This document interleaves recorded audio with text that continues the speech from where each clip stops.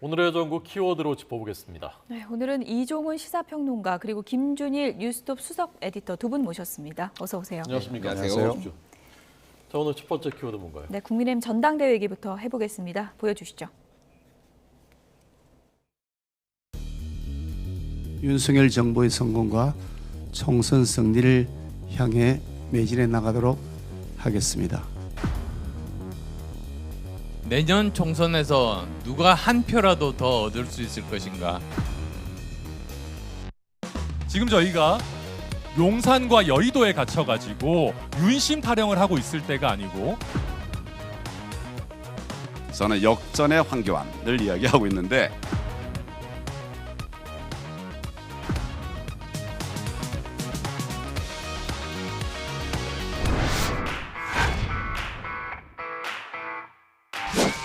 다음 대선 나가겠다는 꿈을 가지고 계시면 곤란하다.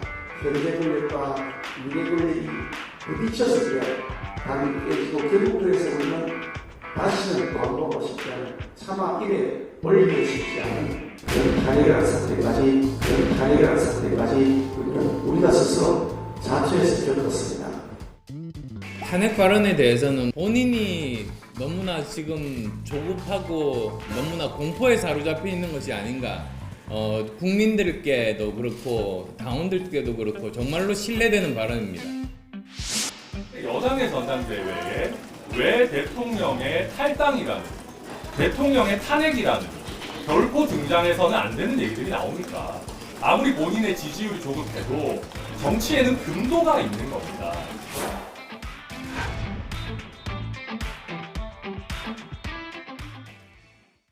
네, 경쟁이 치열해져서일까요? 과격한 단어들이 지금 등장하고 있습니다. 초반부터 탄핵이라는 단어를 꺼내든 김기현 후보, 좋은 전략입니까? 실패한 전략입니까? 보통은 이제 선거전에서 2등이 쓰는 전략이죠. 예. 그러니까 2등이 추격하는 과정에서 1위 후보를 어찌됐건 이제 공격하기 위해서 보면 이제 굉장히 강성 발언들을 많이 하잖아요. 그런데 좀 의외다 이런 생각이 좀 들고, 뭐 컷오프에서 뭐 1위 했다라고 뭐 이런 설이 뭐 돌기도 했었는데, 실상은 지금 그렇지 못하다는 거를 지금 반영하는 그런 그 발언이라고 저는 생각을 해요. 실제는 지금 앞서가는 상황이 아니고 여전히 지금 쫓아가는 상황이다 보니, 그러니까 지금 조금 전에 말씀드렸듯이 통상적으로 2위가 쓰는 전략을 지금 쓰고 있다. 1위를 계속 공격하는 그런 그 상황이 아닌가 이렇게 생각합니다. 네. 네. 혹시 지금 2등이 된 것이 아니냐, 어떻습니까? 맞는 흐름인 것 같습니까? 잘 모르겠습니다. 솔직히 잘 모르겠고요. 아마 엎치락뒤치락 하고 있고 안철수 후보의 어떤 상승세가 완전히 꺾이지는 않은 걸로 봤을 때 좀 불안감이 있는 것 같아요. 저는 주목한 게 저거의 어떤 사실관계 그리고 후폭풍 뭐 이런 것들을 좀 어떻게 감당하시려고 하나 그 생각이 들었어요. 왜 그러냐면은 일단은 대권 있는 사람은 당대표하면 안 된다고 하셨잖아요. 그럼 본인은 대선 안 나가실 건지 좀 이거가 진정성이 있으려면 선언을 하시면 될 것 같아요. 나는 대선 안 나가겠습니다. 절대. 이렇게 하시면은 이게 이제 있는 거고, 또 하나는 당이 깨진다라고 하고 이제 탄핵이라는 얘기를 하셨는데, 그러면은 박근혜 대통령은 권력 다툼에 의해서 탄핵된 건지 아니면은 잘못이 있어서 탄핵된 건지에 대해서 입장을 좀 밝히셔야 될 것 같아요. 만약에 저 정도면 이의 뉘앙스는 그냥 아무 잘못이 없는데 미래 권력과 현재 권력이 부딪혀가지고 좀 탄핵됐다라는 뉘앙스거든요. 근데 만약에 이런 여기까지 나가면은 당에서는 어떻게 될지 모르겠으나 국민들이 어떻게 바라보지, 탄핵에 대한 입장이 뭔지, 만약에 김기현 당대표가 됐을 때 탄핵이 그럼 잘못된 겁니까 아닙니까라고 물었을 때 뭐라고 답하실지에 대해서 너무 지금 마음이 급해서 지금 좀 장기 포석을 두지 않고 이렇게 가시는 건 아닌지 그런 생각이 들어요. 네, 오늘 토론회에서도 아마 이 공방이 뜨겁지 않을까 싶은데요. 이른바 탄핵 공방에 이준석 전 대표도 가세했습니다. 이준석 전 대표 요즘 뭐 언론 인터뷰 상당히 많이 하고 있는데 이 부분에 대해서 어떤 얘기했는지 얘기를 좀 들어보도록 하겠습니다. 김기현 후보 같은 경우에는 과거 울산시장을 지내던 시절 박근혜 대통령에 대한 탄핵 논의가 있을 때 누구보다 앞장서가지고 탄핵에 찬성한다는 입장을 밝히면서 사실 나섰던 분인데, 지금 와가지고 탄핵에 대해 가지고 다른 후보를 엮어가지고 당원들에게 협박을 통해 가지고 득표를 하려고 하는 모습은 매우 온당하지 못하다 이런 생각을 하고 있습니다. 이게 그리고 첫 번째가 아니라 지난번에는 심평 변호사, 김기현 후보의 후원회장인 심평 변호사가 그런 어떤 대통령의 탈당과 창당이라는 입에 담기도 민망한 이야기를 하면서 당원들에게 협박을 하는 모습을 봤는데, 이번에는 김기현 후보가 스스로 심평 후원회장이 사퇴하고 난 뒤에 이제 어쩔 수 없이 스스로 그런 협박을 한다는 것이 참 난감하고. 네. 이준석 그 전 대표 혹시 최근에 만나보시거나 얘기해 보신 적 있습니까? 뭐 이렇게 오락가락 왔다 갔다 하면서 방송하면서 좀 여러 번 만나고 뭐 같이 방송도 하고 얘기도 좀 했습니다. 예. 네, 네. 지금 이 부분 그 김기현 후보가 울산시장 그 당시에는 탄핵에 찬성했었던 것 아니냐? 어떻게 생각하셨습니까? 뭐 아주 틀린 얘기는 아니겠죠. 그러니까 제가 탄핵을 꺼낸 게 조금 약간 무리수가 될 수도 있다라고 말씀을 드린 게, 이거가 되면은 어렵게 탄핵의 강을 지금 많이쯤 한 80% 정도 건너왔는데, 예. 뭐 빠꾸라고 하죠. 도로 지금 돌아가는 거 아니냐. 이게 다시 논쟁이 되기 시작하면은 이제 뭐 열성 지지층 중에서는 박근혜 대통령이 억울하게 탄핵됐다라고 하는 것도 있지만은, 이게 전체 민심하고 봤을 때는 그게 상당히 괴리가 있는 부분이 있거든요. 그러니까 지금 당심을 잡기 위해서 지금 민심을 거스르는 방식으로 이제 갈 수밖에 없고, 아까 말씀드렸지만 그러면 탄핵이 이게 완전히 억울한 것이냐, 미래 권력과 현재 권력만 부딪혀서 이렇게 된 것이냐라고 질문들이 들어왔을 때, 이게 그러면 총선까지 이어지면 이게 전략적으로 맞는 것이냐, 이제 이런 거죠. 그런 선에서 천하람 후보가 이제 선을 넘었다라고 이제 말하는 거고, 전략적으로도 좀 어려운 부분이 있는 거예요. 그리고 미래 권력과 현재 권력이 반드시 꼭 충돌하는 건 아니에요. 예를 들면은 뭐 2012년 같은 경우는 박근혜 미래 권력이 총선을 일당으로 만들었거든요. 총선으로 나와가지고 그렇게 잘 되는 경우도 있어서 반드시 이게 또 항상 그랬던 것도 아닙니다. 예.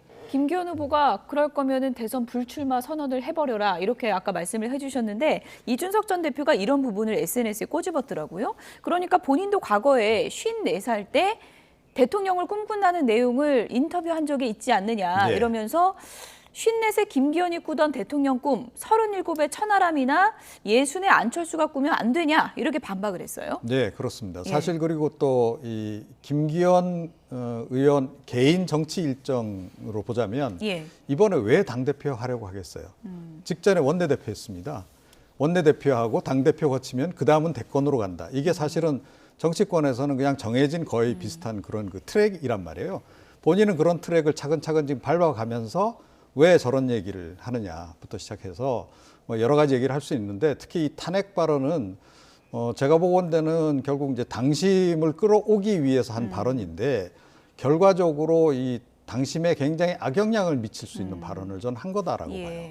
그러니까 국민의힘 지금 당원들 사이에서 이 탄핵이란 단어 그 자체가 상당한 트라우마가 있는 겁니다. 그러니까 박근혜 전 대통령 탄핵에 대한 그 아픔이 트라우마처럼 자리 잡고 있어요. 그래서 그 단어를 떠올리는 것조차도 싫은데 그 단어를 지금 자꾸 이야기를 한다는 거죠. 그것도 대통령과 가깝다는 친윤기 후보에 비해서 저 얘기가 나오니까 한마디로 좀 뜨악한 그런 그 상황이다. 그래서 아무리 급하더라도 정말로 해서는 안 되는 단어들, 입에 올려서는 안 되는 단어들이 있는데, 특히 탄핵 단어를 올린 것은 제가 보건대 뭐 그 주변에서 어떻게 조언을 해서 저 이 발언까지 나왔는지는 모르겠으나 굉장히 잘못된 전략을 전 택한 것이다, 이렇게 생각합니다. 네. 사람들이 이제 새로운 것에 끌리죠. 1, 2위 대결은 이제 어떻게 될지 아직 잘 모르겠습니다만은 천하람 후보가 사실 이제 많은 지명도가 있지 않았었는데, 이거는 이제 본선에 오르고 미디어에 많이 노출되고 있는데, 천하람의 가능성, 뭐 잠재력에 대해서 어느 정도라 생각하십니까?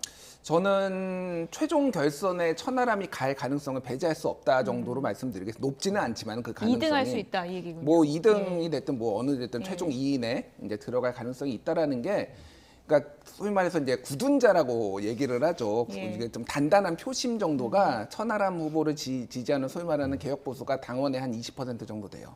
그러면 이게 사자 구도라고 한다라면은 이게 알 수가 없는 거예요. 그러니까 여기에서 플러스 알파를 만드는 거는 천하람 후보의 몫인 거죠, 사실은. 그 이상 천하람 괜찮네, 천하람이 당을 바꿀 것 같다, 보수를 좀 혁신할 것 같다, 이런 것들을 줘야 되거든요. 그런 부분들이 이제 얼마나 줄 수 있느냐라는 거고, 사실은 이제 표를 가져온다라면 안철수 후보를 표를 상대적으로 많이 가져올 거예요. 다른 후보들 것보다는. 그러면 이제 안철수 후보가 어떻게 이제 앞으로 선거 전략과 이거를 하느냐에 따라서 많이 좀 달린 것 같습니다. 그래서 천하람 후보는 특히 방송에 많이 패널로 뭐 여기 YTN에도 많이 나오고 그래서 TV 토론 같은 데 강점이 있을 거예요. 그래서 새로운 아젠다, 지금 윤심놀이, 뭐 윤심팔이, 뭐 아니면은 뭐 탄핵 이런 게 아니라 완전히 새로운 아젠다로 했을 때는 상당히 돌풍이 일어날 가능성을 배제할 수 없다 이렇게 말씀드리겠습니다. 이렇게 질문을 드려볼게요. 천하람 후보 언론 인터뷰 보면 이준석계다 이런 말 별로 싫어하지 않습니까?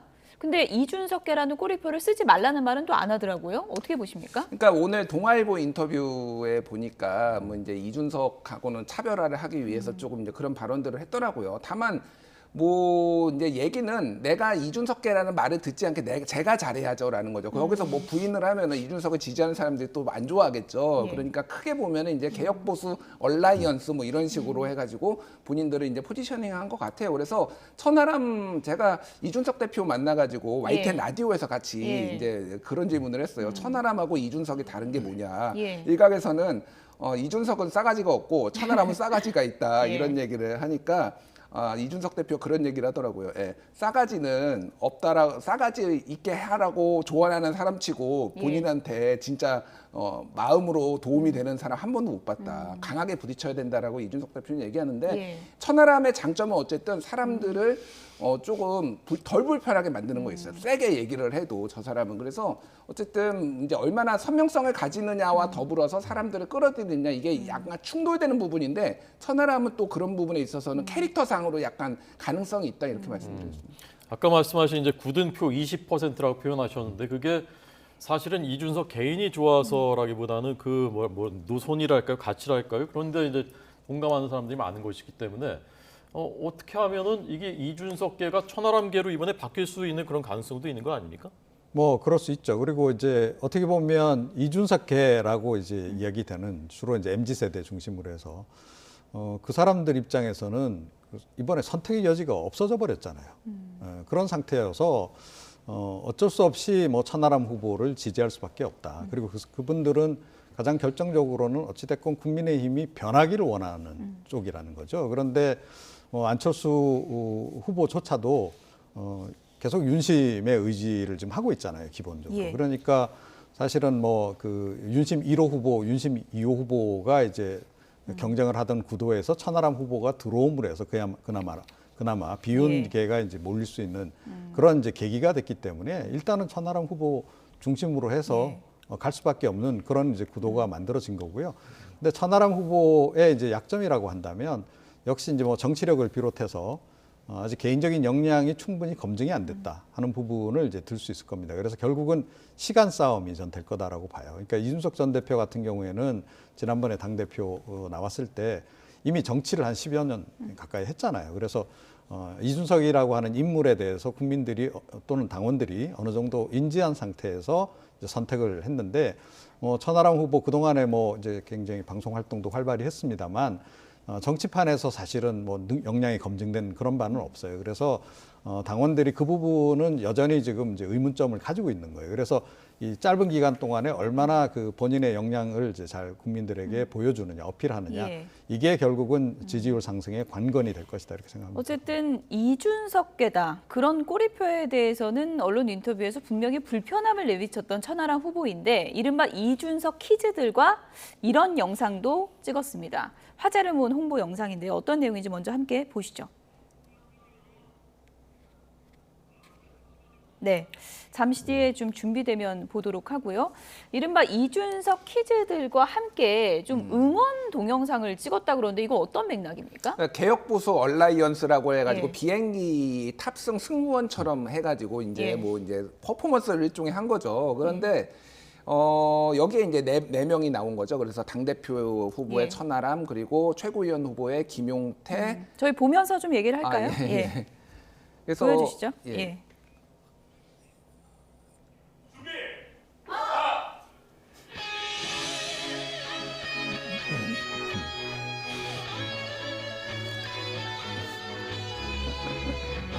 어색한 표정.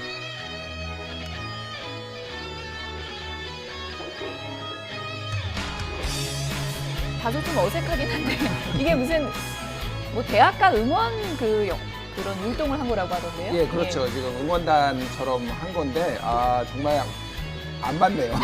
일단은 연습을 좀 더 하고. 연습을 좀 많이 한 것 예, 같진 예. 않은데. 예. 근데 어쨌든 이게 패키지 투표가 예. 될 수가 있기 때문에 그러니까 최고위원 후보 2명 예. 그리고 청년 최고위원 1명, 당대표 1명을 이렇게 패키지로 이제 같이 이제 투표를 할 수 있게 이 사람들이 같은 편이다라는 거를 보여주려는 거예요. 그래서 여기에서 얘기한 것도 내용들이 이제 뭐 대통령실의 공천 불개입 이런 거를 지금 얘기를 했거든요. 전체적으로 보면 이제 개혁 보수 진영이다 이렇게 뭐 말씀을 드릴 수 있겠습니다. 그래서 또 하나는 이제 인지도가 아무래도 뭐 이를테면은 지금 최고위원 같은 이기인 후보, 청년 최고위원 후보 이분은 좀 상대적으로 떨어지니까 같이 이제 묶어서 이제 가는 부분들이 있는데 아까 전에 이준석 퀴즈라고 말씀하셨는데 예. 이준석 퀴즈라고 하기엔 너무 다 늙었습니다. 일단 이준석 예. 후보가 전 대표가 85년생이거든요. 예. 천하람이 86년생이고 예. 그리고 허은하 후보 같은 경우에는 72년생이에요. 예. 그래서 퀴즈라고 하기엔 예, 그렇고 제가 그냥 정정하겠습니다. 아닌 것 같네요. 동영상 뭐 보니까. 박근혜 예. 퀴즈 정도 하면은 뭐 옛날에 예. 다 이해가 가지만은 그냥 예. 이준석 동직을 뭐 이 정도가 예. 좀 맞지 않나 그렇게 보여집니다. 전당대회를 좀 축제로 만들어보자 이런 취지가 있다 그러더라고요. 예, 그렇습니다. 그러니까 희망차게 만들겠다. 그 다음에 이제 좀 재밌게 만들겠다. 이제 그 얘기를 하고 있는 건데, 저는 굉장히 이 좋은 요소라고 생각을 해요. 사실은 이쪽 세대들한테 소구하는 거 아닙니까? 이쪽 세대들한테? 그건 아니고요. 그러니까 전당대회가 사실은 너무 좀 이 개파투쟁 비슷하게 흘러가지고 예. 좀 굉장히 좀 어두웠었잖아요. 그런데 어찌됐건 젊은 후보들이 이제 진출을 하면서 어찌됐건 뭐 이런 그 새바람을 일으키는 것, 국민의힘 전당대회 전체적으로 볼 때 굉장히 흥행 요소가 될 것이다. 저는 그렇게 생각을 합니다. 네.